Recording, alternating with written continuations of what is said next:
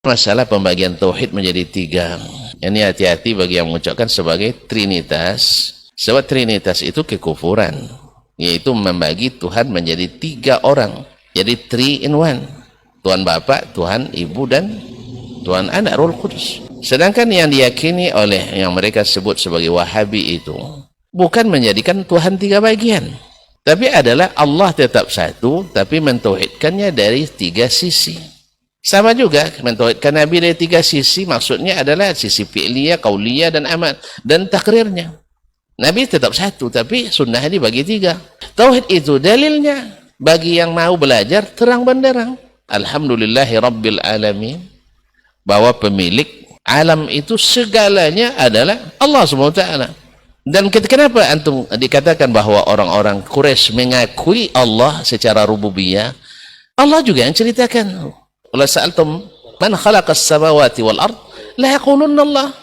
Kalau kau tanya siapa yang menciptakan langit dan bumi, mereka pasti jawab Allah. Mereka jawab Allah. Bahkan ketika mereka telah masuk Islam, juga dari Abu Raja Al-Utaridi juga, dulu ketika kalian di masa jahiliyah, berapa Tuhan yang kalian sembah? Dia bilang 6, 5 di bumi, 1 di langit. Nah, dalam keadaan sulit, mana yang kalian sembah? Yang satu saja. Berarti mereka melakukan syirik di saat senang. Di waktu sulit, bertauhid dia. Ini mereka yang ceritakan, bukan karangan Wahabi, bukan. Mungkin contohnya aja mungkin belum baca atau tidak mau baca barangkali. Karena memang anti, kalau baca nanti bahaya. Tauhid kita rusak jadinya katanya. Ya memang kalau sudah ketakutan didahulukan, al-hukmul musbaq dikemukakan, tidak akan ada maut menerima, karena memang kebenaran yang sejelas matahari pun, ya, seterang mentari di waktu siang, akan diingkari oleh orang yang tidak bisa melihat. Sama aja kok, gelap juga katanya, walaupun mentari sudah begitu terang. Alhamdulillahi Rabbil Alamin, Rabbul Alamin, ini rububiyahnya. Kemudian mereka orang-orang jahiliyah mengakui ini Rabbuna, Allah yang menceritakan Al-Quran, dan Nabi yang mengatakan itu juga. Nabi juga yang mengatakan, mereka itu mengakui itu. Jadi ketika kita katakan Abu Lahab percaya sama Allah, percaya dia sama Allah. Percaya Allah mencipta, benar, percaya dia mencipta, Allah yang mencipta. Kenapa dia tidak mau beriman? Karena aja'alal alihata ilahan wahida. Kenapa pula Tuhan yang banyak ini kok jadi satu sekarang? Kita sudah terbiasa dengan kebiasaan nenek moyang.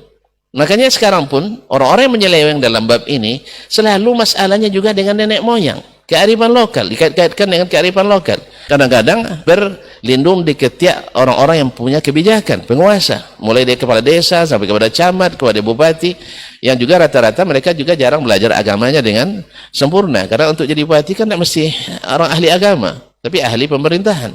Jadi akhirnya mereka itu dihasung dan dihasut oleh pihak-pihak tertentu, sehingga menjadi seolah-olah itu yang benar. Jadi mereka beriman, percaya benar. Allah yang katakan, wa ma yu'minu aktsaruhum billahi illa wahum musyrikun. Kebanyakan mereka tidak beriman pada Allah kecuali dalam keadaan melakukan syirik. Berarti mereka kena di mana? Di uluhiyahnya. Makanya Allah tetapkan lagi, iyyaka na'budu wa iyyaka nasta'in. Berarti ada tauhid al-uluhiyah di sini. Bahwa di sini kenanya orang Quraisy tadi, aja'alal alihata ilahan wahida. Mereka maunya banyak sembahan. Jadi berdoa tidak cukup langsung kepada Allah, harus melalui perantara. Di mana kita tahu bahwa mereka menjadikan perantara? Ayat yang dibacakan oleh beliau berdua tadi. Mereka yang menjadikan sekutu-sekutu bagi Allah itu, mereka mengatakan mana na'buduhum illa liyuqarribuna ilallahi zulfa. Kami tidak beribadah langsung pada mereka, tapi cuman kami berharap mereka menjadi wasilah mendekatkan kepada Allah. Bukankah itu juga diyakini oleh sebagian saudara kita? Bukan berdoa kepada orang itu yang di kuburan, tidak, tetapi mudah-mudahan pekerjaan ini mendekatkan diri kepada Allah. Berarti kita mengatakan Abu Lahab bukan beriman seperti kita mengatakan Abu Bakar beriman, tidak. Dia beriman tapi melakukan syirik. Mungkin sebagian umat Islam hari ini percaya pada Allah, tidak ada Allah kedua, tidak ada Tuhan yang kedua, tapi dalam uluhiyahnya dia menyekutukan Allah SWT. Makanya ketika ada orang mengantarkan di berbagai daerah, mengantarkan kepala kerbau ke muara sungai, coba lihat ritualnya apa yang mereka baca? La ilaha illallah. Apa arti la ilaha illallah?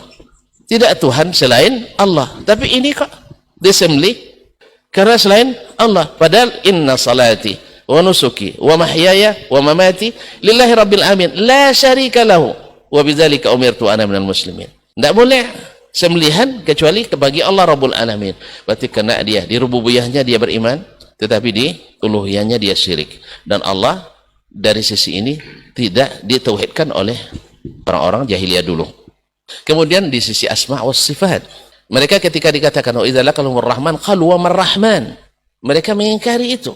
Sekarang juga berapa banyak orang yang mengingkari asma dan sifat Allah Subhanahu wa taala. Sebab apa?